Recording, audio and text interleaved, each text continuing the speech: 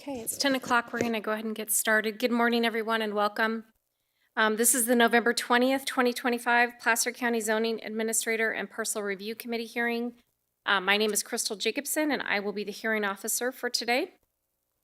I want to first start by providing some information about participation in the hearing process today. The Planning Commission hearing room is open to in-person attendance, so we do not have online attendance today. Please also be advised that today's hearing is being recorded and will be available on the county's website under the Zoning Administrator and Parcel Review Committee agenda. In-person public comment will be offered during today's meeting.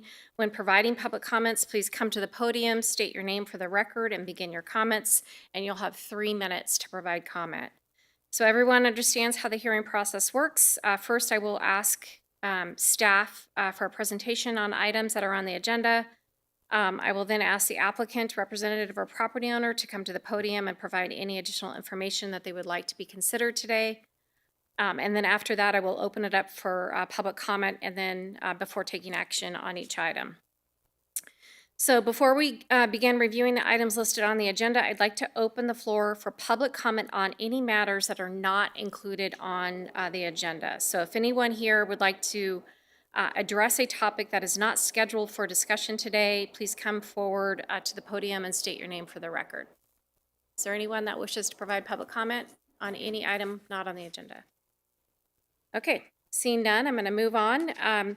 So the first items that are going to be covered today are the consent items that are on the agenda. So this is listed on the last page of the agenda. All items will be approved by a single vote. Anyone may ask to address consent items prior to taking action today. So, and I can remove those from the consent agenda if anybody wants to discuss those before taking action on the consent agenda. So with that, is there anyone here today or staff that wishes to pull any items for discussion? And again, these are items on the consent agenda, items 9 through 16. So anybody that wishes to discuss anything or pull any items off consent, items 9 through 16. Okay, seeing none, I am going to take action to approve the consent agenda. Again, items 9 through 16 on today's agenda packet. So that concludes the consent item. So again, I'm convened as a Parcel Review Committee and Zoning Administrator. I am now going to move on to item number 1 on the agenda. And this is our 10 o'clock timed item. This is the Wilson Minor Land Division extension of time. PLN 19-00123-EOT 001. And again, as I mentioned before, we're going to go ahead and we've got a little music playing. That's okay. I'm going to go ahead and turn it to staff to provide a report on the matter, and then I'll open up the public hearing after that. Thank you, Ms. Jacobson. Staff requests the Parcel Review Chair conduct a public hearing to consider the Wilson Minor Land Division extension of time and take the following actions. Determine the project is consistent with previously adopted mitigated negative declaration and a mitigated monitoring program, and to consider a request from the applicant, Tanya Krasnodemsky, for approval of an extension of time of 2 years for the Wilson Minor Land Division, extending the expiration date to September 1st, 2027. The approved minor land division allows for the division of a 3.31 acre parcel into 3 parcels consisting of 1.15 acres, 1.08 acres, and 1.08 acres. It should be noted that in the staff report under the actions requested, it erroneously states that the 2-year extension would expire in 2028. The correct expiration date would be September 1st, 2027, as reflected in the conditions. The proposed project site is 3.31 acres and is zoned residential single-family combining agriculture combining minimum building site of 40,000 square feet combining planned residential development of 1 dwelling unit per acre. The site occurs just west of the Folsom Lake Recreation Area. The surrounding parcels range in size from 0.92 acres to 3.8 acres. The surrounding land uses are residential, equestrian, lake, and lake recreation. Adjacent parcels are developed with single-family residences and other outbuildings. The proposed project is the second extension of time for the Wilson Minor Land Division, extending the expiration date of a previously approved parcel map for an additional 2 years. The approved minor land division allows for the creation of the three residential lots, all over the size of 1 acre, and all would be accessed off of Vogel Valley Road. The applicant purchased the property from the previous owners in April of 2021 and has been diligent in pursuing implementation of the project, including clearing of brush and trees on site, permitted under the building permit for the construction of the primary dwelling, and submittal of improvement plans for the sewer. The property owners prioritized the construction of the primary dwelling unit to give them and their family a place to reside while they pursued the rest of the project.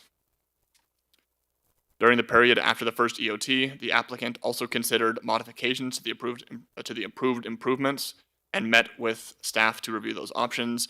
No modification is currently being proposed. Mitigated negative declaration was adopted with the original project. Pursuant to CEQA Guidelines Section 15162, the environmental review staff has found that no major changes have occurred in the project or to the existing circumstances that would warrant additional environmental analysis for this EOT request. The parcel review chair must make a finding to this request. In reviewing the materials presented in the variance that's the wrong word.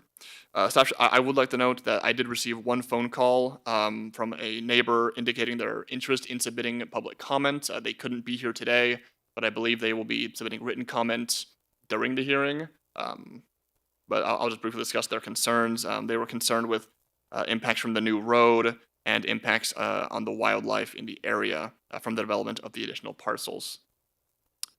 Based on the analysis contained in the staff report, staff recommends that the parcel review chair take the following actions. Find that a mitigated negative declaration was prepared for the project and was adopted on September 1st, 2020, and that no changes have occurred to the project or to existing circumstances that would warrant additional environmental analysis for the extension of time request. And 2, to approve a second 2-year extension of time for the Wilson Minor Land Division, subject to the conditions of approval and based on the findings contained within the staff report. This concludes my presentation. I'm available for any questions you may have. Thank you. Thank you.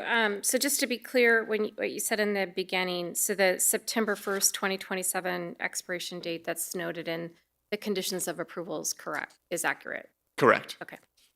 Okay, I don't think I have any other questions. I'm gonna go ahead and turn to environmental health. Environmental health has no comments on the extension of time request. Great, and engineering and surveying. Thank you, Ms. Jacobson. Engineering and surveying supports staff's recommendation. Great, thank you. Okay, with that, I'm gonna go ahead and turn it over to see if the owner, applicant, or representative is in the room and would like to come to the podium. Yeah, come on up to the podium and state your name for the record. Good morning. I just wanted to make sure that you've seen, it looks like there's a few changes to the conditions. Just make sure you got the staff report and conditions of approval that are attached and you're comfortable with those. Yes. They're just small changes. Okay, great. Do you have anything else you want to add? This is a fairly new process for us, so first time being at a hearing like this. We're just building our home, permanent home. So it's taking quite a while, but we want to be able to finish the process. Great. Okay. Yeah, go ahead and have a seat, and I'm going to open it up. So this is a public hearing. I'm opening the public hearing. Is there anyone in the room that wishes to provide comment on this item? Okay, seeing none. I do want to ask council just a question about the fact that the planning staff heard from a neighbor, but I haven't seen any written comment and there isn't any oral comment from anyone in the room. So how do I treat that? Just curious about that. So because the comment was communicated to the planner, which was read into the record, that would be considered a public comment on this item. Okay, great, thank you. So because of that, I do have, before I kind of consider the item and take action, I do want to just ask if staff can speak to the comments that you received about the road impacts and wildlife. I understand that there was a mitigated negative declaration that was prepared and a mitigation monitoring reporting program that was prepared for the project when it was first, when it first came in for consideration, and that was approved. And so I assume that that document addressed impacts related to road impacts and wildlife impacts, and I'm hoping you can speak to that since we did get a comment on that. Sure. That's correct. The original mitigation, the original MND did speak to impacts to everything from drainage to wildlife impacts. Mitigation measures have been adopted and incorporated into the conditions of approval to ensure that surveys are done and that a final drainage report would be presented for the improvement plans. Staff believes that the potential impacts have been entirely mitigated via the documents. So they were mitigated to less than significant levels with. Correct. Okay, great. Okay, so with that, I'm going to close the public hearing on this item, and I am going to take action first to determine that this project is consistent with the previously adopted mitigated negative declaration and mitigation monitoring reporting program. And that is State Clearinghouse number 20200390012. I'm also going to take action to approve the extension of time for 2 years for the Wilson Minor Land Division PLN 19-00123. So this would extend the expiration date to September 1st, 2027. And that action is based on the findings contained in the staff report and subject to the conditions of approval that are included in the staff report as attachment B. And so that's, and then I also wanted to note that because we did receive public comment on this, there is an appeal period. So the appeal period is 10 days, and that appeal period, a 10-day appeal period before my decision would become final. So if anyone disagrees with this decision here today or feels that they've been adversely affected, they can file an appeal of this decision, and my decision would be set aside until such time the appeal can be heard by the Planning Commission. So should an appeal be filed, it's subject to a filing fee of $774. So that concludes item number 1 on today's agenda. Thank you, everyone. And you're happy to go, you just have to wait that 10-day period.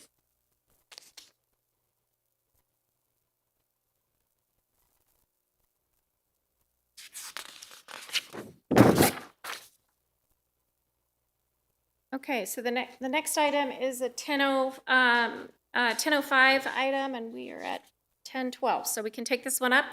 So this is item number 2 on today's agenda.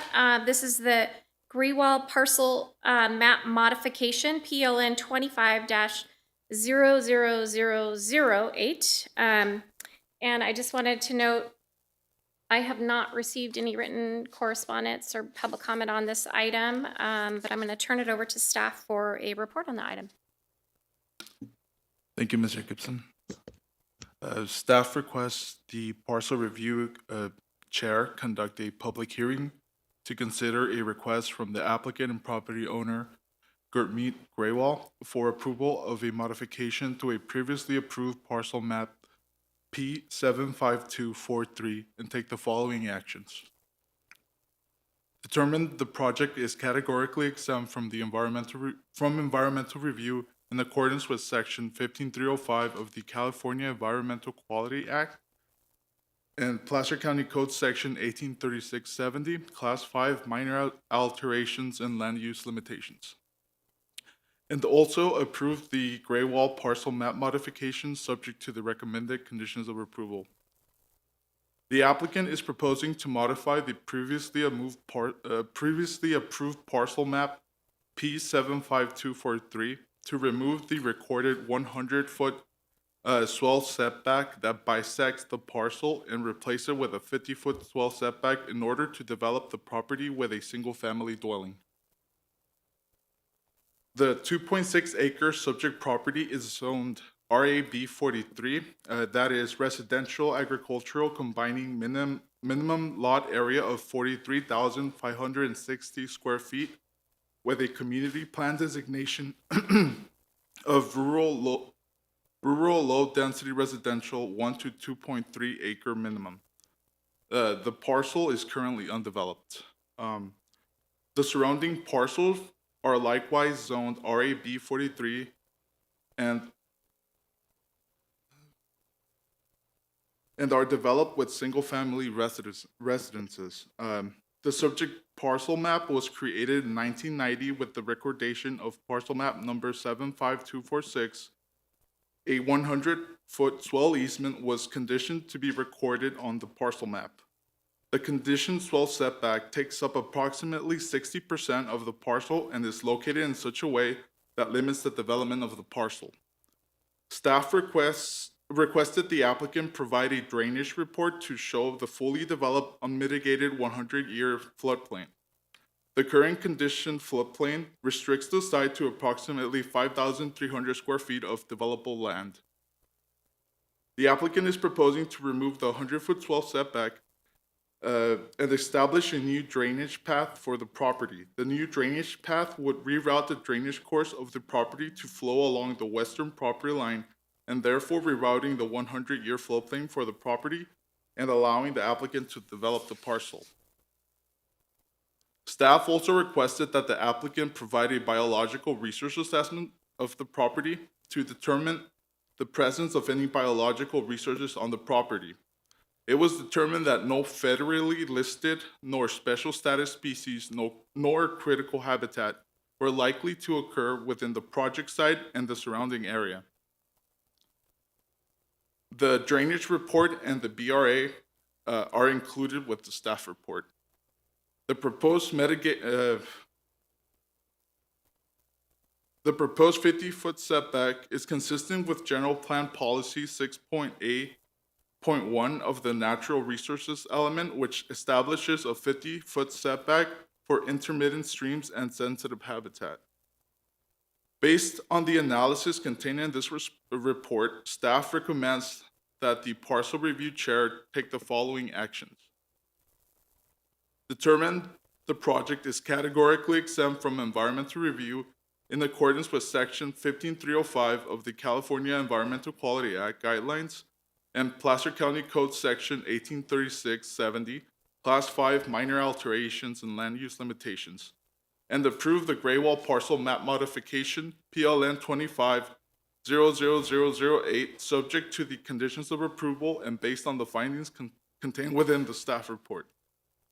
This concludes my presentation. I am available to answer any questions. Great, thank you. I don't think I understand this one. Thank you. I did read the attached tech memo and the biological assessments, so thank you for that. I'm going to turn to environmental health to see if you have anything to add to the record. Thanks, Ms. Jacobson. No, we have no comments at this time. Great, thank you. And engineering and surveying. Thank you, Ms. Jacobson. Engineering and surveying supports staff's recommendation. Great, thank you. Okay, so at this time, I'm going to go ahead and turn to see if the owner, applicant, or representative is in the room, and if they can come to the podium and state your name for the record. Gurmeet Grewal. Good morning, how are you? Good. I just want to make sure, were you provided a copy of the conditions of approval in the staff report? Yes, ma'am. Okay, and you're comfortable with Yes. what you're, okay, great. Do you have anything to add? No, everything's what Martin says. It's all correct. Okay, yeah, it sounds like it was a difficult lot It was. to work with, so, okay, great, go ahead and have a seat. Thank you. So this is a public hearing, I'm gonna open up the public hearing and see if there's any one in the room that wishes to provide public comment on this item today. Okay, seeing none, I'm gonna close the public hearing, and I am going to take action to first determine that this project is categorically exempt from the California Environmental Quality Act, as listed in the staff report, and I'm also going to take action to approve the Grewal parcel map modification in accordance with Placer County Code Section 1758-180, and it would be to replace the mapped 100-foot swale setback with a 50-foot swale setback. My action here today is based on the findings contained in the staff report, and also subject to the conditions of approval that are included in the staff report attachment B. And so that concludes this item. I will say, since we did not receive any public comment, we can't waive the appeal period. And so you are good to go, and you can move forward right away with your project. So the appeal period has been waived. Thank you for being here. Thank you to staff as well.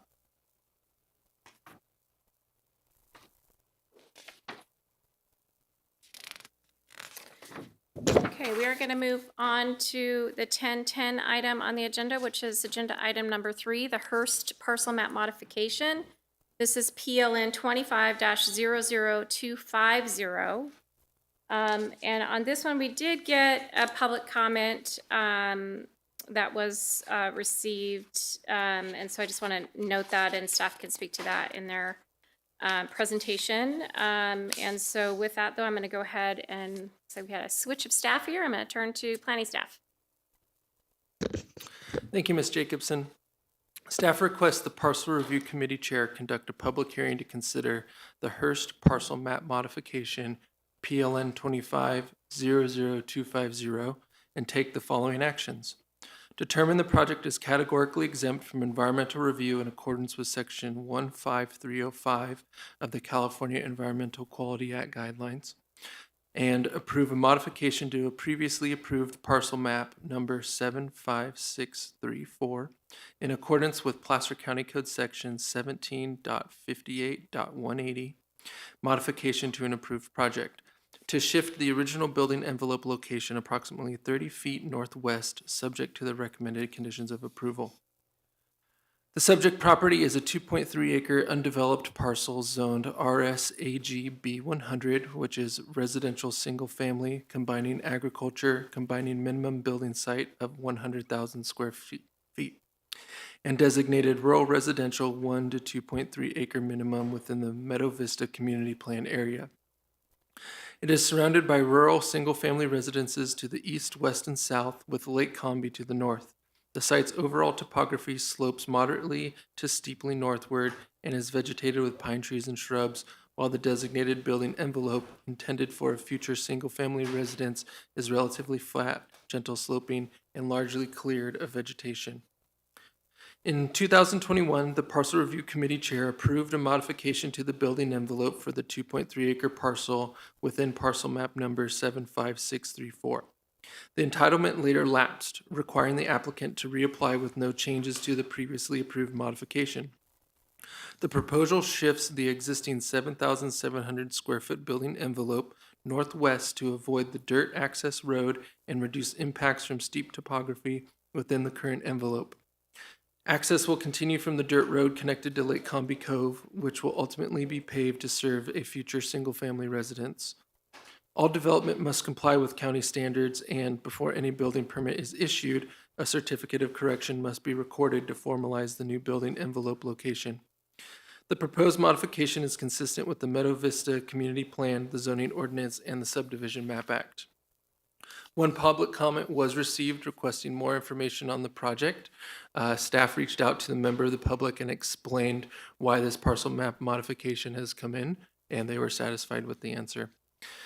Before reading my recommendation, I do need to correct a clerical error in the recommendation condition of approval number 11, which has the wrong date, November 20th, 2025, listed for the permit expiration. Condition 11 should read as follows. This parcel map modification, PLN 25-00250, shall expire on November 20th, 2028, unless previously exercised by issuance of a building permit and completion of a foundation inspection. Based on the analysis contained in this report, staff recommends the Parcel Review Committee Chair take the following actions.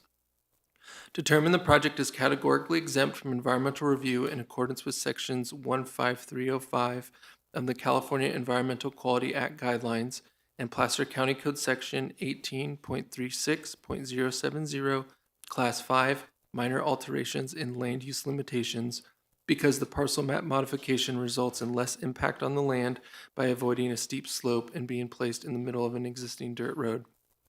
Approve a parcel map modification to modify the building envelope for a 2.3-acre parcel, Parcel 1 of the previously approved parcel map number 75634, subject to the conditions of approval and based on the findings contained in the staff report.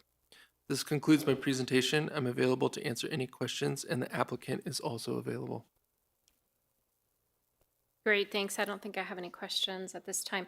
I'm going to turn to environmental health. Do you have anything to add to the record? Thank you, Ms. Jacobson. No, we have no comments at this time. Great, thank you. And engineering and surveying. Thank you, Ms. Jacobson. Engineering and surveying supports staff's recommendation. Great, thank you. Okay, I'm going to go ahead and turn to the owner, applicant, or representative. If they're in the room, they can come to the podium and state your name for the record. Maureen Murphy Architects. I'm the agent representative to the owner. And the only comment I had, Joseph addressed, was the change to the expiration date. Great, sounds like we've changed that in the record. Thank you for being here. So, yeah, you can go ahead and have a seat, and I'm going to open it up to the public and then take action after that. So. Okay, great. Thank you. Great, thanks. Okay, so this is a public hearing. I'm going to open up the public hearing to see if there's anyone else in the room that wishes to provide comment on this item. Okay, seeing none.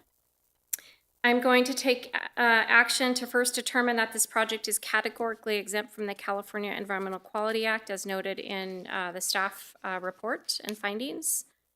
And then I'm also going to take action to approve the modification to the previously approved parcel map number 75634 in accordance with Placer County Code section 1758. 180. And the action here today is based on the findings listed in the staff report and subject to the conditions of approval listed in the staff report, and that's attachment B, and as modified in the record, which would change condition number 11 to read that the expiration date is November 20th, 2028, and not 2025 as noted in the staff report. So again, it modifies condition number 11 to read 2028. Since we did not receive any we did receive public comment on this item. It is subject to the appeal period. There is a 10-day appeal period before this decision becomes final. If anyone disagrees with the decision here today or feels that they have been adversely affected, they can file an appeal of my decision, and my decision would be set aside until such time that the appeal can be heard by the Planning Commission. Should an appeal be filed, it is subject to the filing fee of $774. So that concludes this item. So you can go ahead and move forward, but you do have to wait on that 10-day appeal period. Thank you very much for being here, and thanks, staff.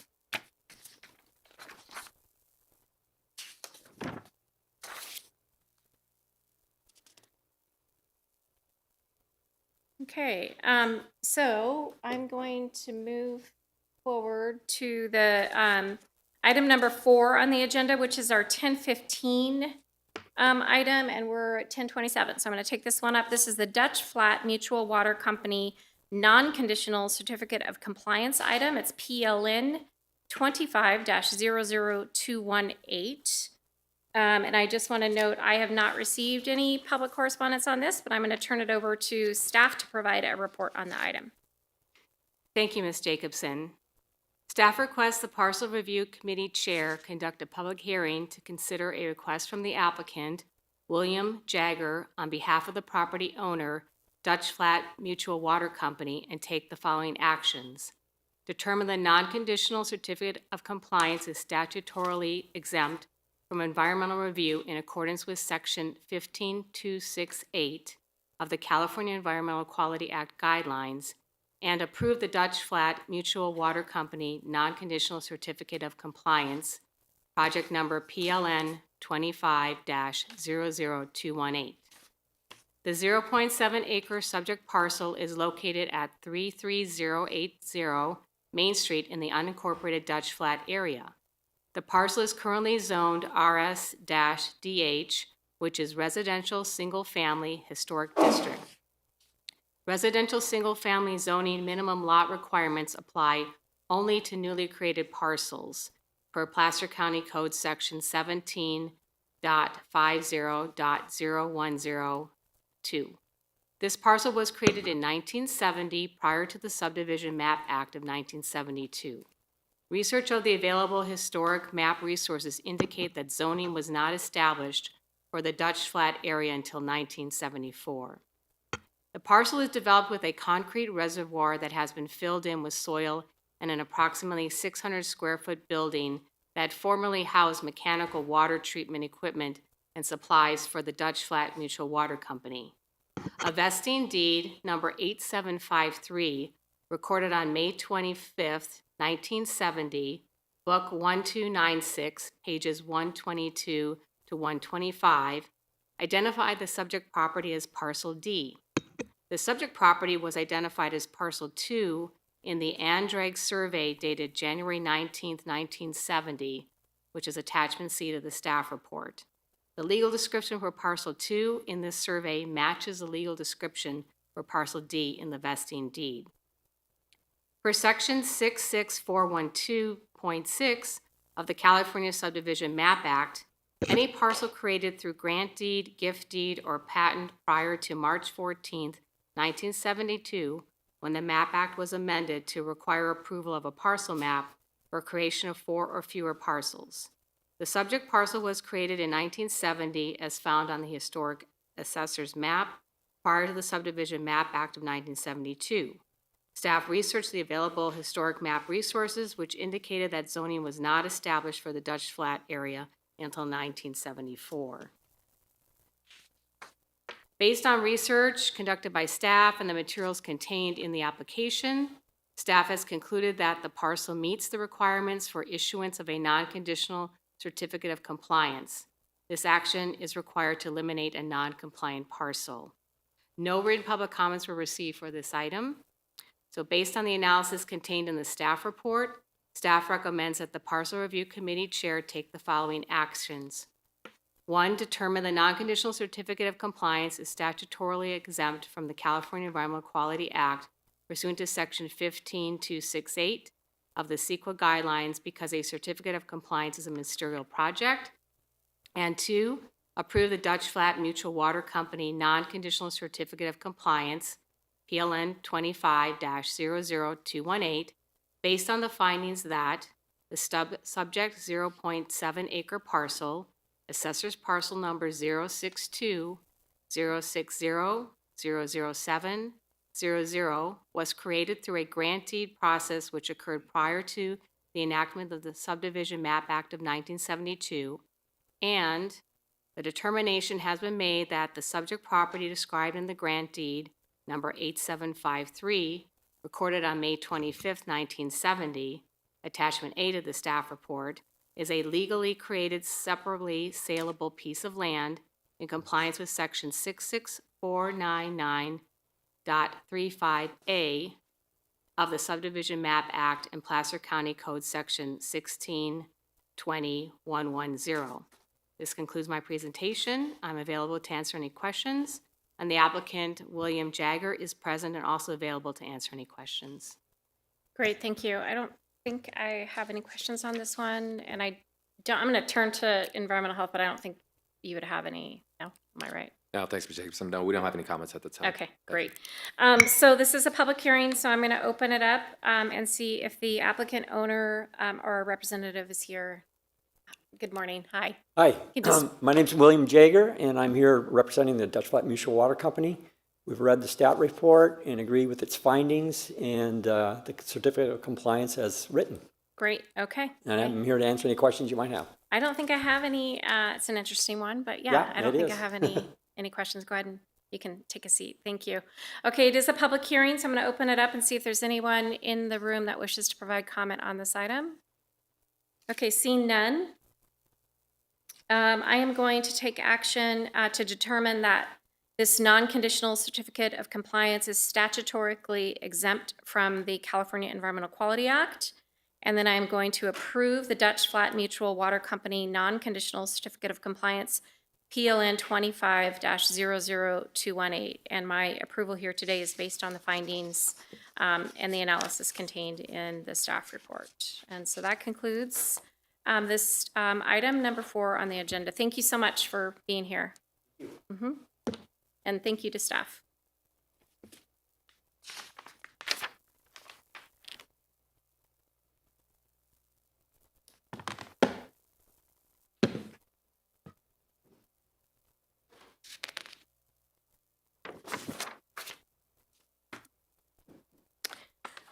Okay, I'm going to move on to, let's see, it's 10:34. I'm going to move on to our 10:20 timed item on the agenda. This is agenda item number 5.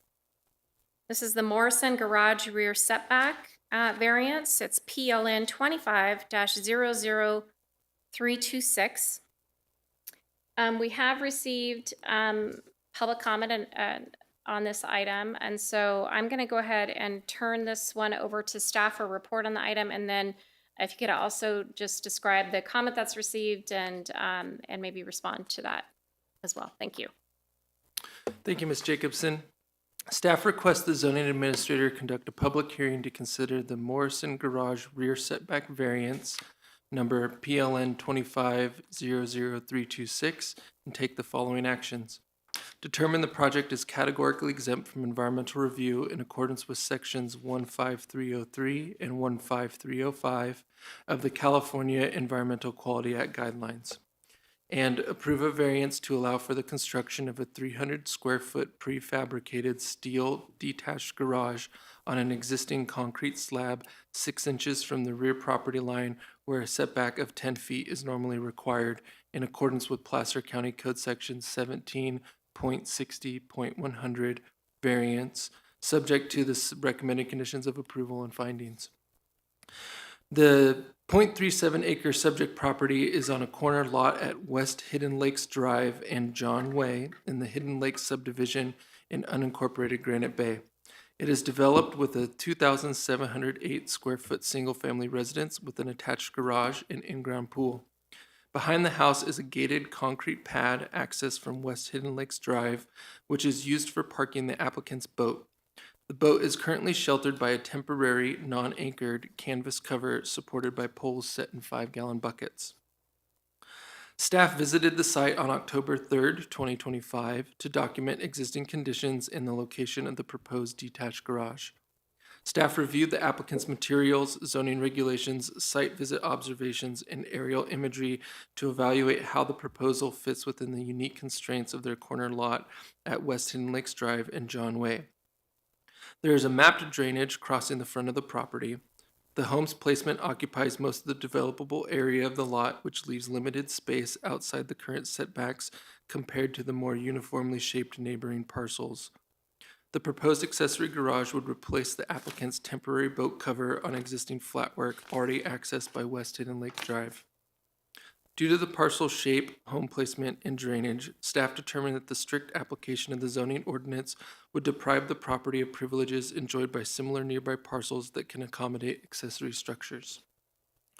2 public comments were received from the Hidden Lakes Estates Homeowners Association recommending deferral of the variance until the HOA can provide and approve architectural review of the proposed variance and structure, citing the rules and guidelines in the CC&Rs for the Hidden Lakes Estates.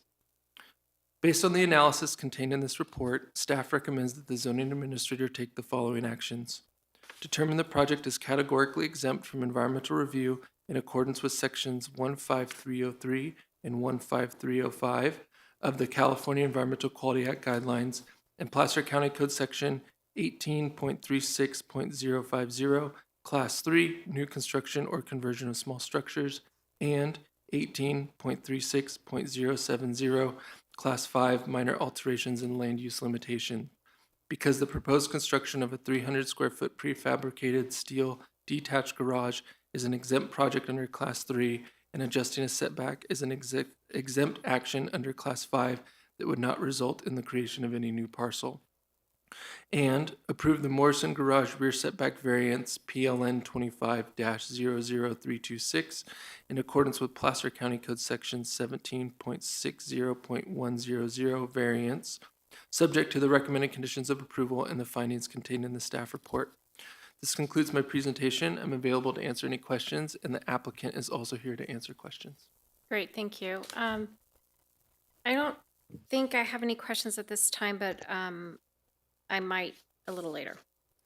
Okay, so I'm going to turn to environmental health. I'm assuming you don't have any comments. No, thanks, Ms. Jacobson. No comments at this time. Okay, and engineering and surveying, any? Sounds like there's a need for an encroachment permit. Yeah, nothing to add. The condition to get an encroachment permit is to bring that existing driveway connection into a permitted status that serves the accessory structure. Understood. Okay, great. So with that, this is a public hearing. I'm first going to turn to the owner applicant representative. Sounds like you're in the room. If you'd like to come to the podium and state your name for the record, please. Good morning, ma'am. My name is Thomas Morrison. I'm the owner and applicant. Good morning. How are you? Morning. Doing well. I did have a couple of questions, and hoping you can kind of, I totally get like, the constraint on the property. I did go by and look at it, and understand, you've got that drainage swale, you're on a corner lot. And I also understand, a desire to store your boat. So I get that. I just was curious, it sounds like you haven't engaged with the homeowners association yet, though? I have actually. You have, okay. Yes, ma'am. Okay, they submitted a letter. I don't know if you received a copy of it. It just came this morning, so you might not have received it. But it just says that they haven't, seen an architectural request yet, for this structure. So, ma'am, I had submitted an application to the architectural committee. The committee viewed the site and recommended that I acquire a variance prior and attach the variance when I resubmit the application due to a change of an AOHOA management company. The architectural committee had verbally advised me that they would approve the application and put it in front of the board when I resubmit, but due to the change in management, there was also a change in how those applications are submitted. Okay. So I can understand why they may not have one on the Record current, of that? but the prior one I do have. Okay. Okay. Okay. And then what about, just curious, on a couple things on it. So 6 inches is pretty, I mean, that is tight. I get it. Yes, ma'am. But have you thought about, like, are you able, it looks like you also constructed the fence and the gate in the front. Is that correct? The previous owner did, yes. Okay. And the pouring of the slab, Correct, was also the previous the owner. previous owner. Okay. Is there an ability to pull it out further from the fence? That's one question. I don't think so, just because where the fence is, the garage would pretty much take up the whole space. Or what about like an addition to the garage or something? Like, did you give any thought to alternative designs? Just because, like I said, 6 inches is pretty tight. Absolutely. The original garage, it can't support anymore due to, it already actually has an extension on the garage for, 15, 20 years ago when the house was modified. There is a drainage that also can't be built on. We looked at going even back behind the garage, and there's a lot of water and hose bibs that would also have to be removed and replaced. Okay. And then what about the neighbor, the neighbor that's on that property line? I mean, I'm going to open this up to public comments. Absolutely. So they might be here in the room, but just curious, have you had conversations with that neighbor? Absolutely. During the HOA process on the application, one of the forms is a neighbor, pretty much to make them aware that there is going to be work. And I have authorized signatures on all of the neighbors saying that they approve and understand there's going to be work done. Oh, okay. That wasn't submitted, it doesn't look like, with your package. It was not. I didn't think I needed it for the county. Uh-huh. But for the HOA, I do have it. Understood. Okay. Okay. Why don't you take a seat? I think that's all I have for you right now. I might call you back up, but for now, I'll have you take a seat and then we'll see if anyone's in the room. Understood, ma'am. Great. Thank you. Thank you. Uh-huh. Okay. So this is a public hearing, so I'm going to open the hearing and see if there's anyone else in the room that wishes to provide comment on this item. Okay. Seeing none. So I don't know that I have any more questions for you, or for I might for staff. So have you seen any of the documents he mentioned about engaging with the HOA or neighbors, that kind of thing? No, we had a phone conversation this morning, and that's when he informed me that he had gone through the HOA application process, but there was a change of management. Okay. And then, I mean, it sounds like you were out at the site as well, and it's tight, but so did you take any measurement, or did you look at that area to see if it can be pulled out away from the fence? I looked at the site and how the canvas tent is already set up, how he's storing his boat, and took pictures of the space between the house, the fencing, and where that temporary structure is. I didn't take any on-ground measurements, but it looked like the way that it was designed, where the fence that he needs for his pool and how that's coming in, it comes in at an angle to where it didn't look like there was much space to really bring it out any farther away from the fence. Okay. So, and then when you were speaking in your presentation, you talked about the letter from the homeowners association, but there was also, did you receive a copy of the other letter that was submitted? I did, yes. You did. Okay. You didn't really. I don't think you spoke to that, but I did. I said I received 2 public Okay. comments. Yeah. So I do want to just mention there was, and it is worth mentioning because there's some comments in it about the structure and its consistency with the CCNRs. And so I think with that, what I want to do right now is I'm actually going to, I've thought a lot about this. I went out to the site. I understand it's tight. I understand the need to store a boat. However, I am uncomfortable right now taking action on this item until staff hears more from the HOA on the things that are really outlined in a letter from a resident about the CCNRs, and that includes things like architectural character and building material and that kind of thing. But then also just the setback itself. What I'd like you to do, staff, is to have some additional, number one, get some information from the HOA. And number two, if the applicant does have letters from neighbors, I think those would be good for the record. That always helps in decision making.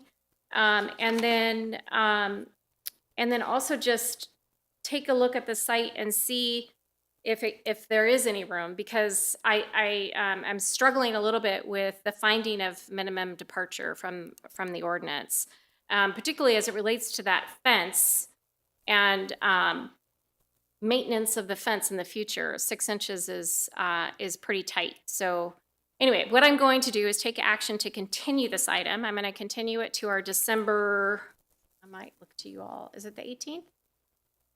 I'm going to continue it to the December 18th zoning administrator hearing. And I think that'll give you enough time to, we don't need to renotice this item, but that'll give you some time to address the issues that I just brought up. And it'll be continued to 10 o'clock or any time thereafter. So it could be a little after 10, but it'll be definitely on December 18th zoning administrator agenda. So that concludes, yes. I do have a planning commission item scheduled on the same day. Would it be possible to continue it to a little bit later time on the 18th, just to make sure that I can get from planning commission to zoning administrator to present this item?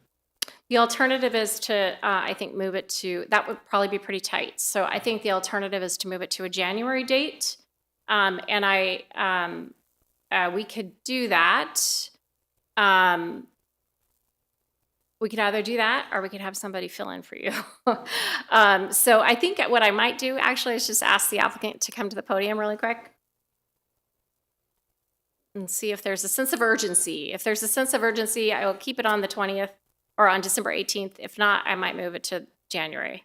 More or less, if we can't do it by January, it'll have to be postponed until October. I'm military. I'm getting deployed in January. Gotcha. Let's keep it on that December 18th. Then. Understood. And then we will just make sure that you've got coverage, okay, for planning staff. Perfect. So, yeah, I'll coordinate. Okay, so I am going to, just to clarify for the record, we are going to continue this item to December 18th, 10 a.m. or anytime thereafter. And it'll be, actually, and I do want to note, I think the location might be a little different that day. If you can all, do you have the address for, can you state that in the record? Or? The location will be Board of Supervisor Chambers, 175 Bowweiler, Auburn. Perfect. It's going to be a little different location, so please, for anybody listening and for you, just know you can also contact, if you want to get that exact location, you can contact the planner, but Understood? it'll be at a different place because we're going to have planning commission in this room that day. Roger. So is that right? Did I get that right? Okay. Great. Thank you for being here, and we will see you in December. Thank you, ma'am. Appreciate it. Thanks. Okay, so that concludes item number 5 on today's agenda. We are going to move on now to item number 6. Hold on, I just need a minute here to continue December.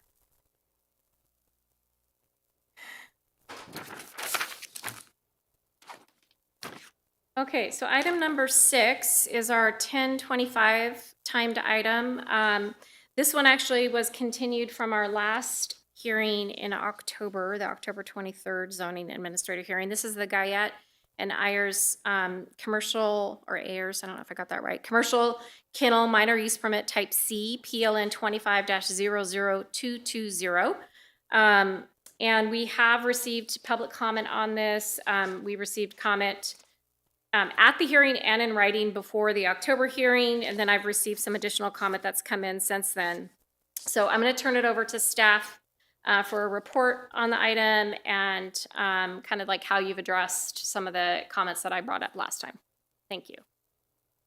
Thank you, Ms. Jacobson. Staff requests the zoning administrator conduct a public hearing to consider the Guyette and Ayers Commercial Kennel Minor Use Permit Type C, PLN 25-00220, and take the following actions.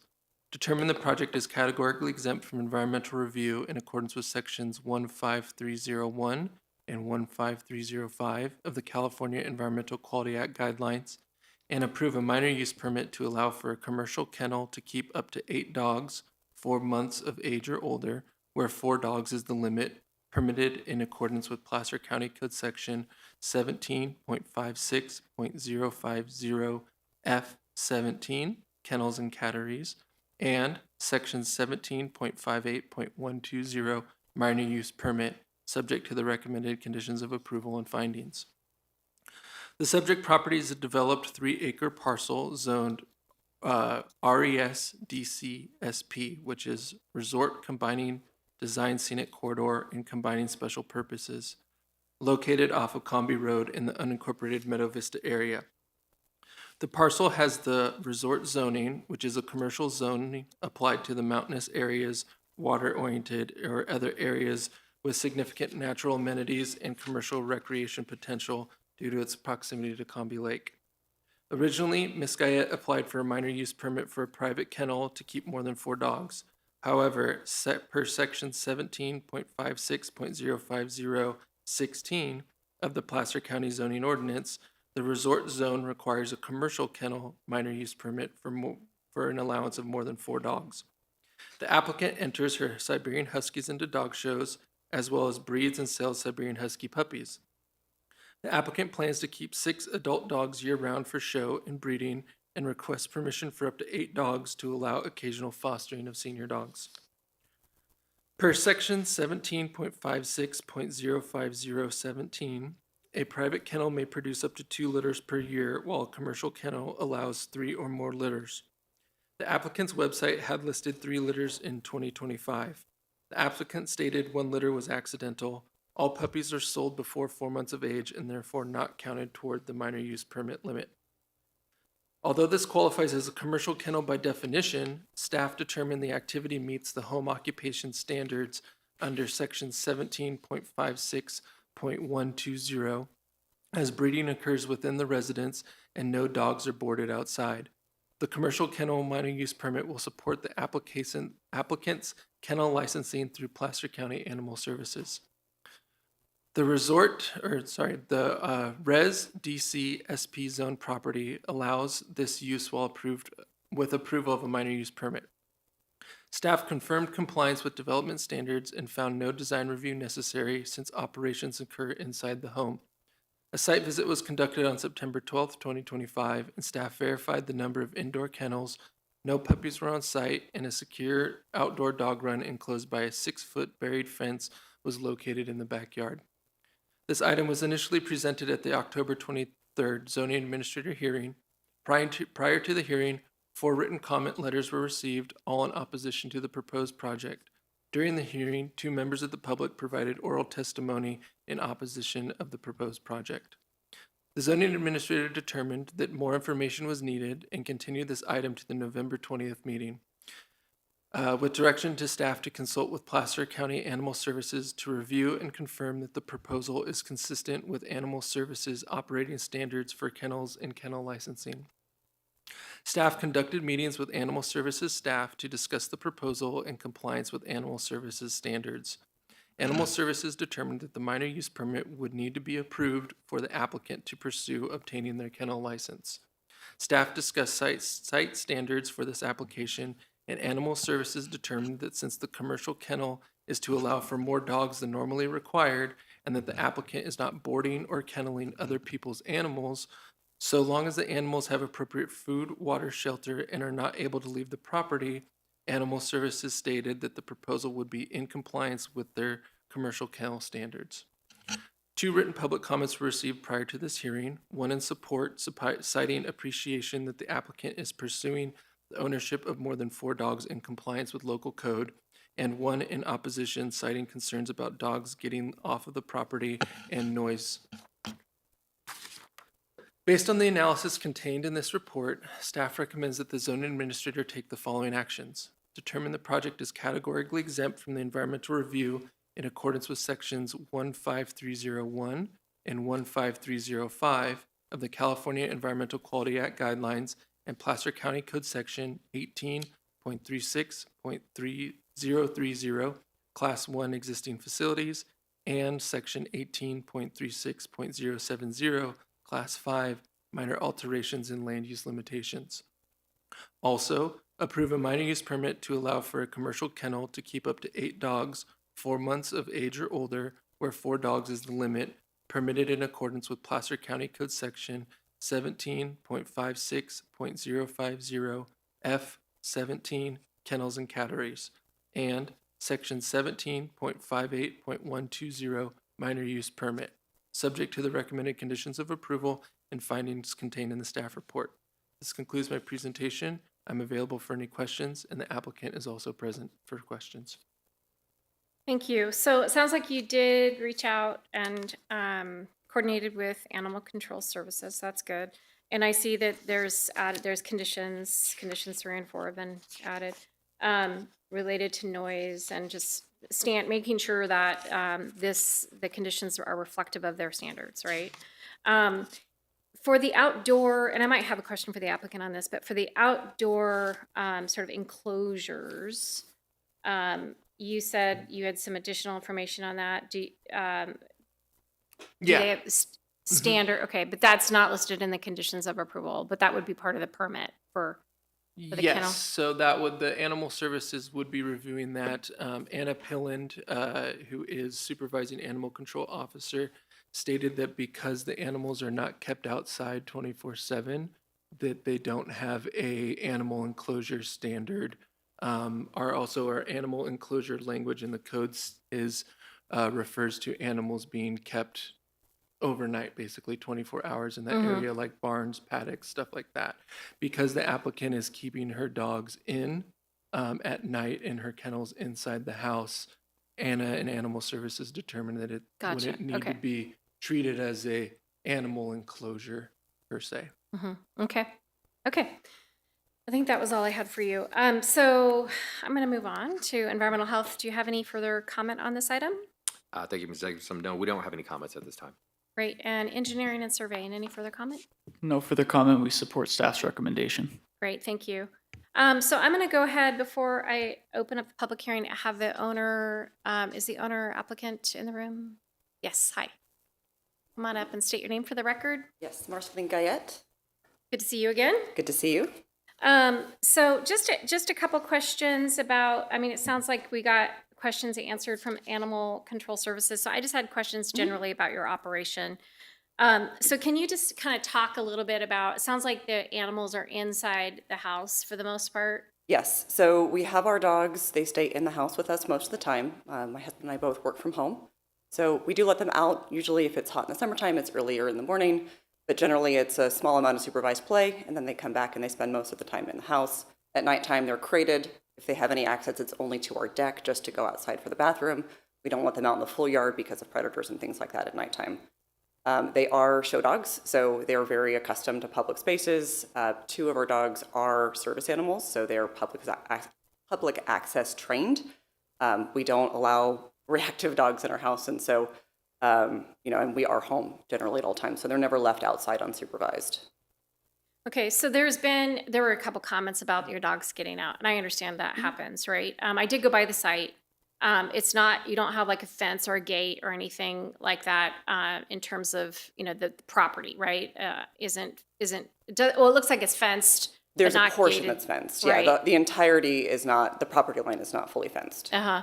Have you had, have you thought about doing that or? It's what? on our project list. Okay. And then, and so when you take the animals out, just curious, do you take them out all at once, or is it like a couple of dogs at a time? How does that work? Generally, it's a couple at a time. So let them out, they run around a little bit, go to the bathroom, bring them back in, and just rotate. And they're not left out unattended. No. Okay. And then what about, just curious, like how you address, like barking? What is your sort of standard on barking dogs? So we have, and I know this was part of like the concern and the issue in the past, that we had pursued boarding for other people's dogs, and we'd worked with the county with that. Ultimately, we decided that was not for us. Big reason being, I don't like barking. I'm sure my neighbors don't either. And so for our dogs, we have them trained. They are not supposed to bark. We bring them in immediately if they do. And then even with like predators, they don't bark anymore. So we have a lot of dog barking in our neighborhood all hours of the night. Our dogs know that they're not allowed to bark. If they do bark, they go into kennels. We have done training with a number of them so that they are not barking and know not to, and obviously quiet quickly. Mm-hmm. Okay. Okay. And then can you talk a little bit about, so you do have a fenced dog run. It looks like it's down kind of on the bottom of the property, right? Yes. And so that's just, there's nothing enclosed there. It's just a fenced kind of area for the dogs to, Yes. Okay. Okay. And then in terms of like, there were some comments about traffic, right? So you're not boarding. No. So you don't, so what does that look like? I mean, I know it was listed a little bit in the staff report, but you're not, you're doing a couple litters a year. Correct. And so I imagine folks come out when the puppies are old enough, to kind of select their pick or whatever. We don't right? generally do that. You don't, For okay. biosecurity reasons, that's part of why we stopped boarding dogs as well, is that we can't have outside germs coming in. We don't let people come. We have occasionally let people come to our house to pick up a puppy, but generally we meet them off-site somewhere. Okay, and you do fostering? We have worked with occasionally, Placer County Right. a few times, and typically it's end-of-life care fostering. Oh, okay. So you really don't have, people coming and going No. to the site. Okay. Okay. I think that's all I have for now. I may ask you back up, but I'm going to go ahead and have you take a seat. Thank you. And then, thank you for being here. So this is a public hearing, so I'm going to open it up and ask if there's anyone in the room that wishes to come up and provide public comment. And if so, state your name for the record. Is there anyone in the room that wishes to provide public comment? Yeah, come on up and state your name for the record. Good morning. My name is Loretta Hall, and I share a property line with the applicants. I was here last month, and a lot of what I've heard her say last time and today, is disturbing. Because if this gets approved, even when it wasn't approved, she was doing her boarding. If this gets approved, she would have a right to do her boarding, and then we're right back to, all the horrendous noise. There is smell that comes from the property. I took the opportunity to go around and speak to neighbors between the last hearing and before today. They have also, complaints. I encouraged them to come today. I encouraged them, if they couldn't come today, to make a written statement and email it in. And I hope that they did that. They too complained of the noise. They too complained of the smell. Why would it be exempt from environmental studies? You don't live on the property line right next to them where I live. And, the smell when the wind carries it is significant. And the dogs did run back and forth along the fence line. So to say that her statements are watered down would be, yeah. Do they have a business license for conducting this business at their home? I had a home-based business at one point. I was required to have a business license. I haven't had the opportunity to go to that particular county office to find out if they have a business license. I feel like there's a contradiction between comments made by the planner and Marceline as far as the fostering and how long she keeps the dogs after the puppy stage for showing. Again, it feels like the going up to the commercial thing is a major concern, because then she would have the right to do these things that she's already been doing. And we're going to just take her word that she's not going to do that? I don't know. I'm going to be on the phone daily, I guess, with animal control, which I wish I was before. I was told by my real estate agent that it devalues my property because I will have to disclose that there's a commercial kennel right next to me on the property line. That's a concern. We've had people on the property line move away, and now that small residence has become, due to the noise, and now we've had that small residence become a rental, and that owner, who had planned to be here today, I'm not sure what happened, has shared concerns with me that he's afraid he's going to lose his renters as a result. So at what point do we have any rights? It seems like everything's going, toward their favor. So she's allowed to have her 4 dogs. She's allowed to, do the 2 litters a year, even though she violated that and did 3. I'm just adamantly against having her have a commercial license for that property. So thank you for your time. Thank you for your And we comments. should not be subjected to any kind of retaliation because we are here today. Just speak in defense of living where we live. Thank you for your comments. Okay, is there anyone else in the room that wishes to provide comment on this item? Yes, please come up and state your name for the record.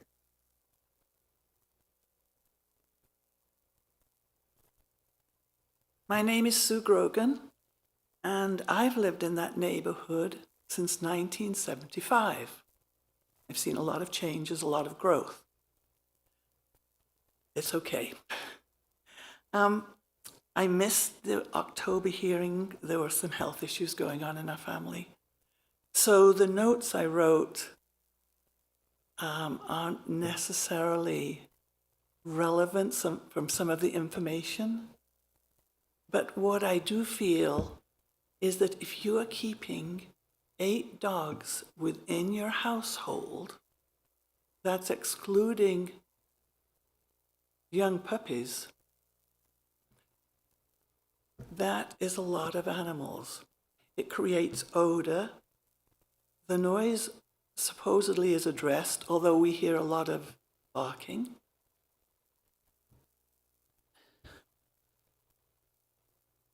I'm concerned about, these are huskies. Huskies need considerable exercise. I have never, now I've walked and run these trails for years and ridden my bike and, I'm not sure where they're exercised. And if 4 dogs are there and presumably getting exercised outside, 8 doubles that. Who takes them out? These dogs need to, my little knowledge, our dogs we took for 2 or 3 miles a day. That's a lot to expect. They also live in a neighborhood with close proximity to others. We're a little further, we're across the meadow. But the noise carries, all noise carries. And so I'm going to say, I really, really would like you to hold this regulation to the current 4 permissible.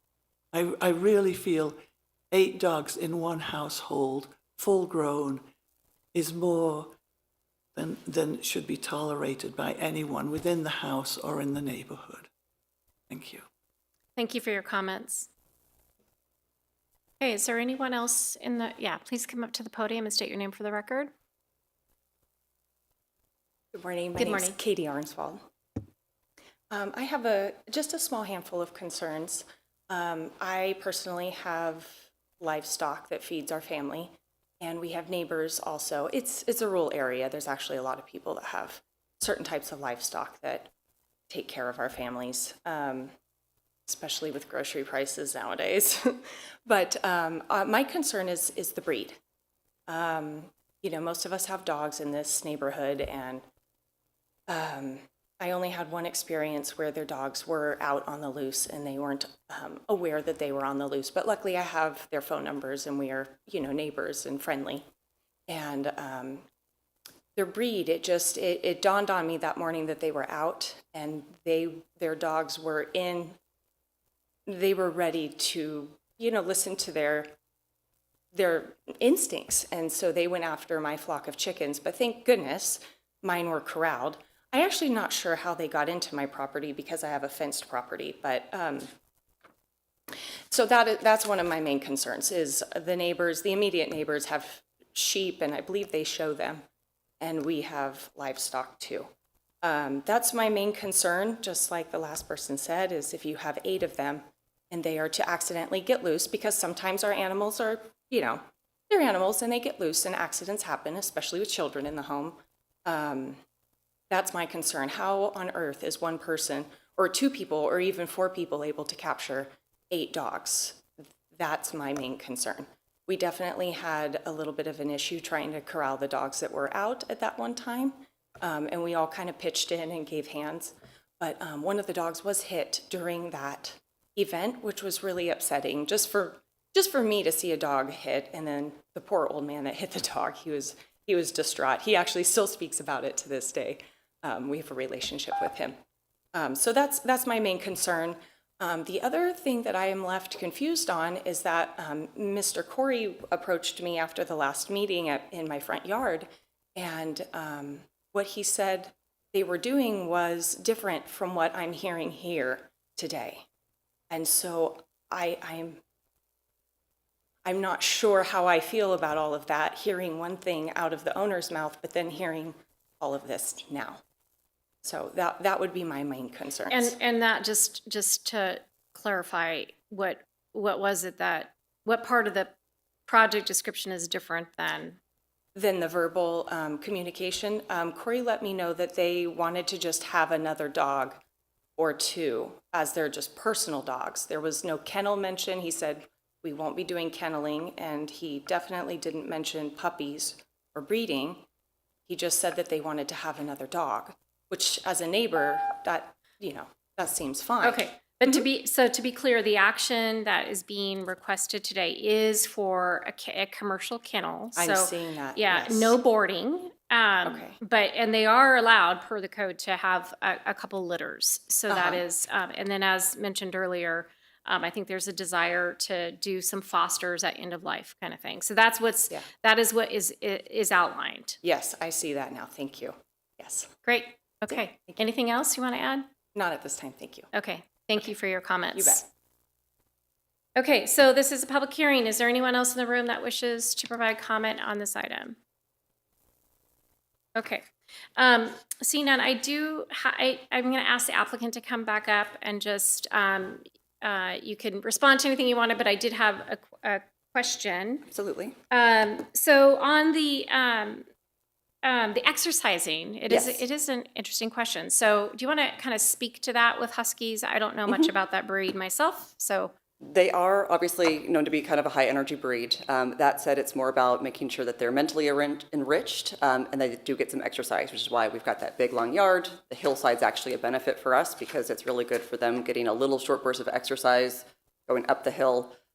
When it's rainy is usually the hardest part. I actually have a dog treadmill in our garage because I have show dogs and we have to keep them in condition. So if it's rainy and we can't let them out to play or we don't have time to take them out on lengthy walks, we have the treadmill to do. It's kind of short interval exercise. A dog treadmill? Mhm. Oh my gosh. Okay, that's interesting. Okay, and so you're showing, these dogs are they're show Yes. dogs. Okay. And then, okay, so a question really about the fencing. So you said that that's kind of in your plan, partly in your business plan, or? To do the additional fencing on the Uh-huh. property, yes. Okay. Okay, so if I were to take action to approve this and we added a condition of that sort, that's not out of line with your intent. Would that be to fence the entirety property line? Would be the What is your plan for fencing? We've discussed it a few different times. I think the big concern or the big question for us is just like we don't have livestock or anything. We did at one point. And so we had gone before, do we want livestock fencing? Do we want to keep the same fencing? How high of fencing? We don't want to stop. We've got a nice area where the deer actually come through our property. So putting in some of that fencing would kind of take out that corridor for the deer to come through. So it's in our loose plan, and something we'd like to do, I think, before we were, especially to sell the property one day. But there's no immediate need for the fencing. Okay. Okay. So I think that's all I have unless you have anything else you want to add. No, I don't think so. Okay, Thank you. thank you. Okay, so I'm going to turn to staff. I just have a question. On the business license, did you check, is there a business license on record for this? Or I don't know that I saw a condition of approval to that. There is a condition of approval that the minor use permit does need a kennel license and a business license filed in order for the minor use permit to be accepted in the conditions of approval. They had previous contact I to see get a business license when they were talking to the county about boarding, but they ended up not pursuing that route. So they don't have a business license necessarily right now for the breeding, but we did consult with our zoning ordinance and the home occupation standards and felt that they were meeting those standards for operating a home occupation. And we listed in our conditions of approval that a business license is required as well as a kennel license for the minor use permit. Okay, I do see that. It's that condition number 10. Okay. Mhm. Okay. So with that, I'm going to close the public hearing, and I just want to kind of walk through some of my thoughts on this. First of all, I want to thank everybody for their comments, and just note we did get, we have written comments, we have some in support, and then we've also had, some in opposition, and then the comments that you've heard at today's hearing and at the October hearing. And so I just want to really thank everybody for providing comment, for being here, engaging in the process. I really appreciate that. I also want to note that I've done a pretty thorough review, I feel, of reading the materials and asking some questions here today, and at the last hearing, asking for staff to engage animal control. I've been out to the site. And also, hearing testimony and reading through, I have read through all of the testimony that's been provided in written form. And so this site, it's zoned resort. It's a interesting district out there, which is considered a commercial district. Even though you don't see a commercial center out there, it is a commercial district.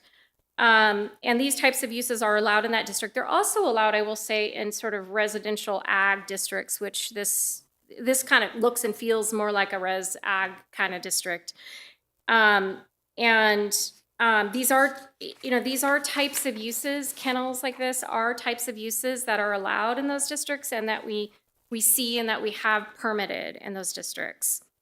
And so I do feel that the proposed use is consistent with what is anticipated in this district, what we also see in sort of areas like this as a 3-acre site.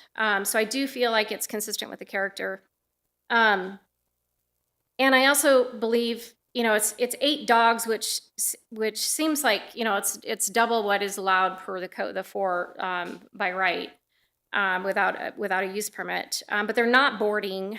Based upon the testimony we have heard today, there's not people coming and going to the site. I did not see. I know it says it in the staff report. I don't think there's a condition about the boarding, but it does sound like from the testimony here today that the intent is not to board dogs on the site. And so I also want to note that the conditions, it looks like staff has added a couple of conditions after consulting with Animal Control Services. So there's condition 3 and 4. 3 is really about noise standards. And 4 is about compliance with the dog run and making sure that it's compliant with our standards related to things like odor and any manure from the dogs. So and dealing with odors and vectors and things like that. So that has been added.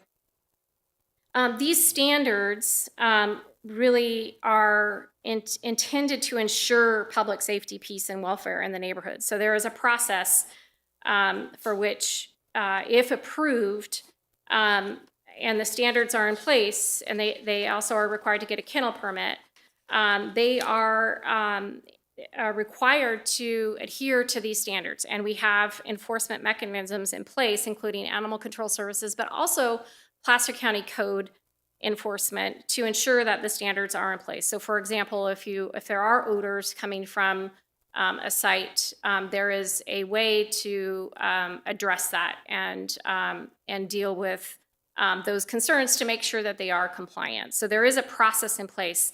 And so with that, I will say that, there's four dogs on site now. There's been some litters there. In coming forward and requesting the use permit and then approval of the use permit, in my mind, would further sort of ensure that this use is adhering to the standards set forth in the code, and it gives us really an enforcement mechanism because there's strict conditions of approval that would be approved with this use. So, for example, the dogs are barking or they're off property, causing a nuisance, or they're out of compliance. There is a process for which neighbors could go through to ensure compliance and to deal with it. And then there's also, there's standards in our zoning code about if a use permit is not in compliance with our standards, there's ways that we can revoke a use permit if we've got bad actors. And that happens sometimes. What we like to do is to bring folks into compliance and make sure that they are adhering to standards and conditions of approval and that sort of thing. But if they're not, there is a process for us to revoke permits, and that does happen in the county. So with that, I do believe that there are findings in this case to support the applicant's request. While I appreciate the comments, we've got comments on both sides, I do believe that this use is something that is anticipated in this district. It's in character with a neighborhood like this, and we have standards in place to ensure that we're dealing with any impacts that neighbors have spoke to today, and in some of the comments. So with that, I am going to take action today to first determine that this project is categorically exempt from the California Environmental Quality Act as outlined in the staff report. And then I'm also going to approve the minor use permit to allow for the commercial kennel for up to 8 dogs, as outlined in the staff report. And based upon the findings contained in the staff report and my findings as stated here today in the record.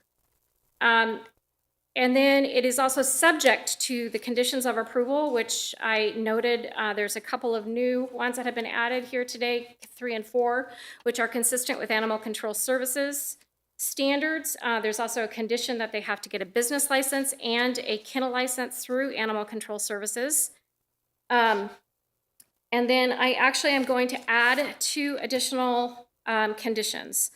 The first is going to be that no boarding of any kind is allowed through approval of this use permit unless otherwise approved through a modification to the use permit to recognize boarding. So again, no boarding is allowed. And so we can add that as, looking at the conditions here.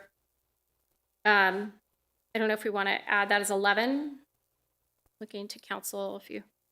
Yes, you can add it as 11. You could also alternatively add it as 1A, as it speaks to the use for the permit.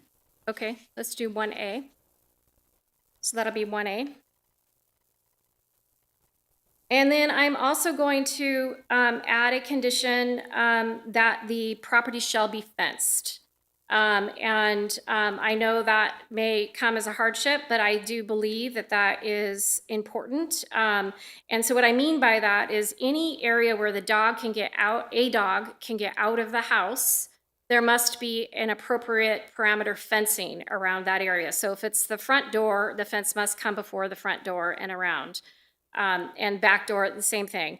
And the reason for that is we have testimony here today about dogs getting off the property. And I fully appreciate that and respect those comments and believe that, good fencing around the property and a gate, that sort of thing, would help to address those impacts. And so I am going to add that so that if fencing is required as stated in the record here today, and that fencing shall be in place before this use permit is exercised. So we can add that as 1B.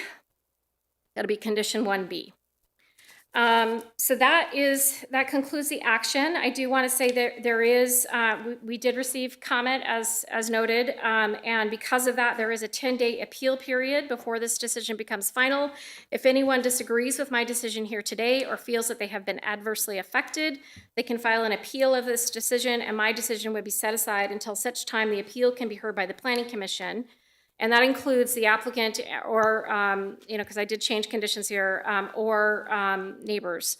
So should an appeal be filed, it is subject to a filing fee of $774. And Minister Jacobson, just before you close this item out, I want to just make sure for the record that it's clear that the MUP is approved subject to the conditions of approval as you've modified on the record today. Correct. Thank you very much for that clarification.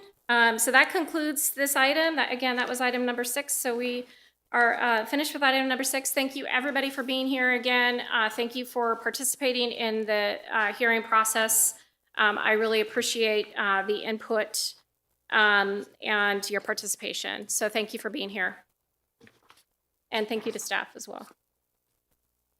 I'm going to take just a second here to gather my things for the next item.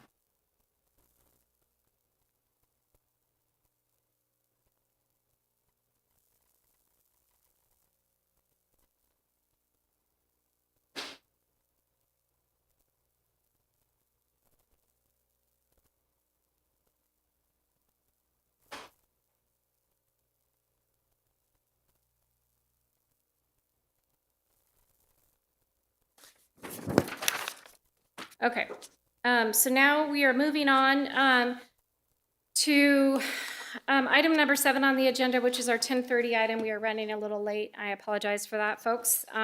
This is the Corthell Garage Side Setback Variance, PLN 25-00332. I have not seen any public comment on this item, so I'm going to turn it over to staff to provide a report on the item. Thank you, Ms. Jacobson. Staff requests the zoning administrator conduct a public hearing to consider the Corthell Garage side setback variance, PLN 25-00332, and take the following actions.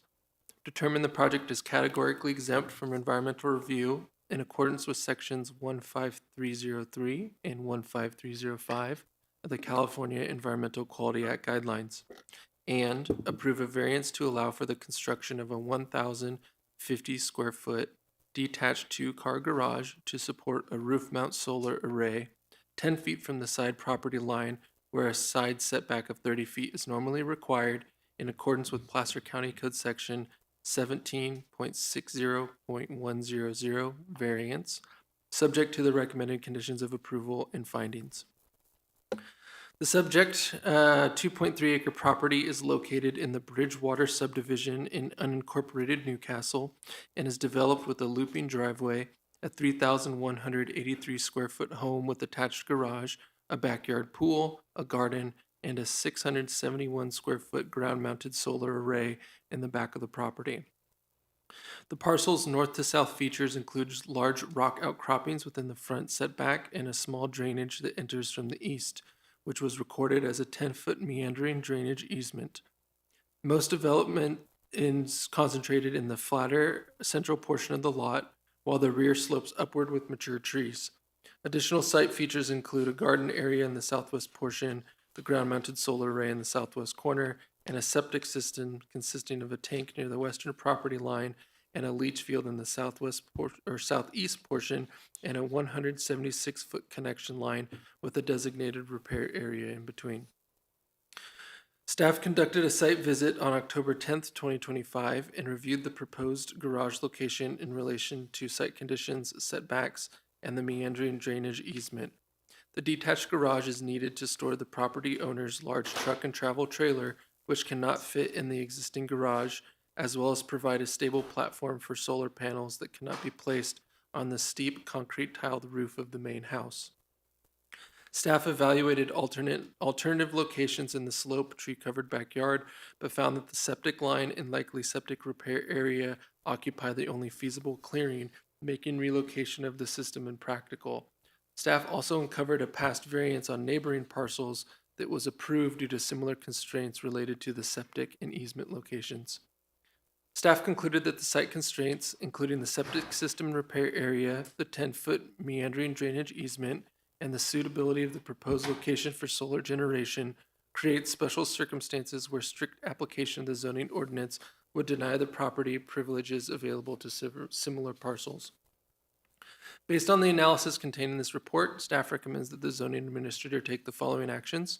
Determine the project is categorically exempt from environmental review in accordance with sections 15303 and 15305 of the California Environmental Quality Act guidelines and Placer County Code Section 18.36.050, Class 3, new construction or conversion of small structures, and 18.36.070, Class 5, minor alterations in land use limitations, because the proposed construction of a detached garage with roof mount solar is an exempt project under Class 3, and adjusting a setback is an exempt action under Class 5 that would not result in the creation of any new parcel.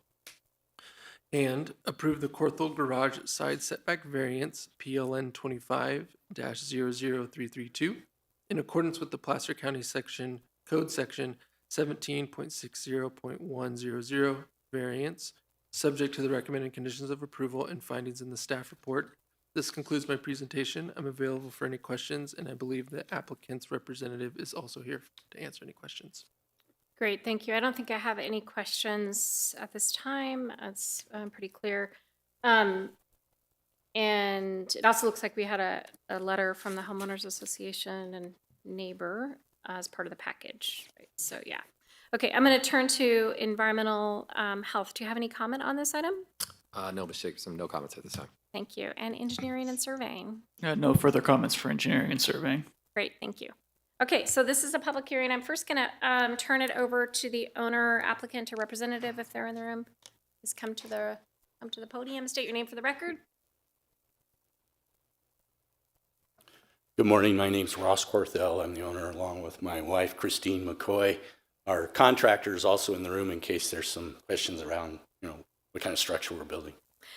I don't think I have any questions, except I just wanted to make sure you got a copy of the staff report and the conditions of approval. You're comfortable with those? Yes, I did, and I'd like to go on record to say working with Joe, a true professional, asked a lot of thought-provoking questions, very good communicator, and it was a pleasure to work with him. That is really nice to hear. Thank you so much. I'm sure he likes to hear that too. So we appreciate that. We don't always get that, right? Like, not everybody says, people complain, but they don't always say thank you. So I appreciate that. Yeah.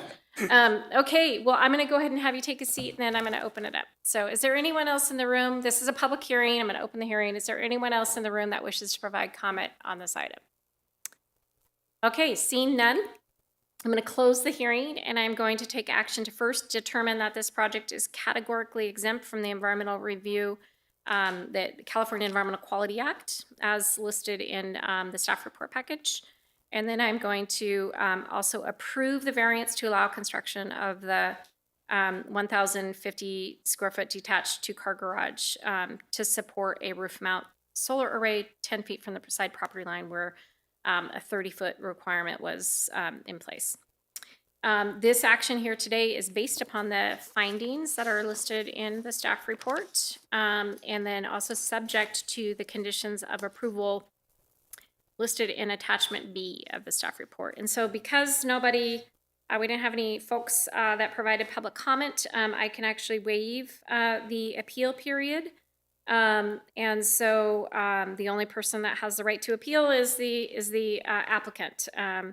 So you are good to go. So thank you for being here. Thanks for your patience as we kind of waited to get to your item. I appreciate that. And you're good to go with your project. Thank you. Thank you all so much. Thank you, Joe. Okay, we're gonna move on. Grab a staffing change here. This is the 10:35 timed item. This is item number 8. It's the Green Shop and Cabana side setback variance, PLN 25-00205. We have had a lot of comment on this one. But my understanding is there might be a need for a continuance of this item. So I'm going to turn it to staff for a report on that. Thank you, Ms. Jacobson. Staff requests the zoning administrator continue this item to an open date to renotice this item to include additional information on the variance request for the unpermitted 192 square foot cabana. The legal notice stated that the variance request was to allow the cabana to remain 13 feet from the west side property line where 30 feet is normally required. A revised site plan submitted by the applicant and property owner prior to the hearing noted that the cabana is also 20 feet from the rear property line where a setback of 30 feet is also normally required. This information was overlooked by staff and was omitted from the variance request in the staff report and the legal notice. I'm available to answer any questions. I guess my only question is, it looks like there was also a request for the shop too, right? The existing residential accessory structure or shop to remain in effect. That was part of. Yeah, this was just this was a part of that whole request, and so it was an omission, so we have to. On that one, on the just the that, cabana. that portion, yeah. Gotcha, Everything okay. would be still included, the shop Okay. and everything. Okay, and then just to be clear, you're requesting to continue it off calendar, or would you like to continue it to the Just December? an open, just off calendar, open date. Okay, and the reason for that is Well, to- we didn't further add- review. You need to do further review of the Further okay. review, and there were also some of the comment letters that we received. We wanted to do more research. Gotcha. On Okay. some of those Okay, information understood. that was in there. Okay, so this is a public hearing, and so I am actually gonna open it up, but I'm only opening it up on the item requested, which is for the continuance. So I apologize if you all are here for that item. I know whoever we knew had submitted comments and we had their phone number. We were trying to let people know because I know it's raining out, and we tried to limit people coming, but so I apologize. But you, I'm going to open this up to public comment, so you can come and state your name for the record, but I'm taking public comment on the continuance, not on the project itself. Morning, Ms. Jacobson, Wayne Nader. And I do support that it's being continued. I hope you don't mind, there are a couple of comments I'd just like to make, just in general, because of my background on the Planning Commission. One thing that really, I think, troubled me more than anything else when I was on the Planning Commission is when appeals would come to us for a variance with somebody who had, and I'm speaking in general terms here, who had blatantly gone against the requirements that the county had. And it was so apparent that they were only, the only regret that they had was that they were caught. And they only fabricated sort of a remorse just to hopefully get our favor. But to me, these kinds of issues really go to the core of why do we even have code? We need to enforce them. And I think there's two things that I would say is that the county, there are limitations on every property. And I think it's the responsibility of the property owner to determine what uses they want to do with their property and whether that property will accommodate it. And if they blatantly go ahead and push forward their uses on the property beyond what it can actually do that the county would allow, that just seems wrong to me. And I don't think that the county should be making exceptions for people who just go outside of the responsibilities of following the guidelines of the county. Now, one thing that I will end with that I would hope that would be addressed as the staff looks at this is there's a gap in time in this that there's nothing there, because I have reviewed this, and it's from when the violation was notified in August of 24, and then permit was not sought until March of 25. There was a pretty big gap there. I would assume when the code enforcement went out that they red tagged the questionable properties, and so that they could not continue any construction on those structures. And so what happened? Did they continue to do that? Were they uncooperative during that time? It would be helpful to know that, the attitude, what was going on. So that was the only gap that I saw in it. So, yeah, I really appreciate your comments on the code enforcement. We will make sure that we address your question, right, at the next hearing, and we might actually even have code enforcement in the room at the next one. Yeah, I think that would be, I would appreciate that. Yeah, so appreciate your comments there. And then I just anecdotally would just note too, we are, I think, we're expanding our code enforcement program. So I really appreciate your comments as we actually have an item going to the board, I think in December, like an update on the program and kind of what we've been doing in that regard to try to strengthen the program. Yeah. So appreciate your comments on that. I'm really glad to hear that. Yeah. Thank you, because when I was on the commission, that was one of the frustrations, was that it took so long to get these things dealt with, and it was because of a shortage of staff. We were not talking about months, we were talking about years to get a lot of these resolved, so. Yeah, we made a lot of change. So I'm I really glad to hear appreciate that. your comments. Yeah, Thank you very appreciate much it. for being here. Thank you. Okay, so this is a public hearing. Anyone else wishes? Come on up to the podium and state your name for the record. Again, I'm just taking comment on the continuance. Good morning. Good morning. I appreciate that the comments are going to be, that is being continued. And I spent a long time on my comments because there were several things that the history, I don't think, as Mr. Nader said, there was just a lot of gaps and a lot of things missing. And Can you state, did you state your name for the record? I'm sorry, Cheryl Berkema. Okay, yes, we got your comments. I live in Granite Bay yes. too. And my concern is that all of the questions actually get answered that we asked, because they weren't meant to be flippant or, cause people a lot of work. They were truly like, why was the sewer not caused to be put on the property, because that's now an excuse, just as an example. And so The questions were meant to say, why are we where we're at? Why is a variance being requested for remediation, for example, as Mr. Nader said too, that it seems like the long history of violations needs a little more clarity, why there would be a recommendation. And I don't know if this is just data seeking or hopefully that will come some answers to that. And I did submit photos to let people know. My big concern in Granite Bay in general is precedent-setting projects. And by precedent, I mean there are the RM30, for example, we're being slammed with a ton of development requests and we don't have the infrastructure. And these types of projects are actually as bad as the development because they're going to keep adding tons and tons of requests to our infrastructure. So I hope that will be considered, even though it's a single project. I think a lot of these single projects have the aspect of adding a lot to our infrastructure, and there's no money for it. We're not even in the capital improvement plan, so I hope people will consider that. Yeah, understood. And I think based on what I heard from staff is that their intent is to go through the public comments so that they're prepared to answer questions at the next hearing. Good. So I'll appreciate your comments and your questions. Can I provide more? You public- absolutely okay. can. It'll be renoticed because it's Okay. being continued off calendar, or that's the request. It will be renoticed.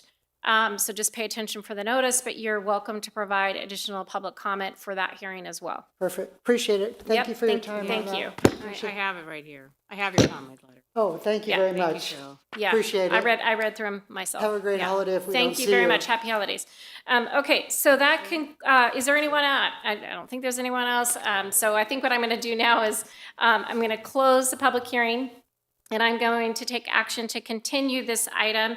Again, this is item number 8, the Green Shop Cabana Side Setback Variance PLN 25-00205 is going to be continued. And we are going to continue this one off calendar. And so again, I'm just going to clarify that that means that we will have to renotice this project when it comes back before the zoning administrator. And so legal notices will be mailed out for whatever hearing date in the future that might be. So thank you for being here. I apologize again for the delay and that we weren't able to get to you ahead of time. So thanks for being here. Okay, and so with that, this I'm going to adjourn today's hearing. This concludes the November 20th, 2025 Zoning Administrator Parcel Review Committee hearing, and I'll just say happy holidays, everyone. Thanks.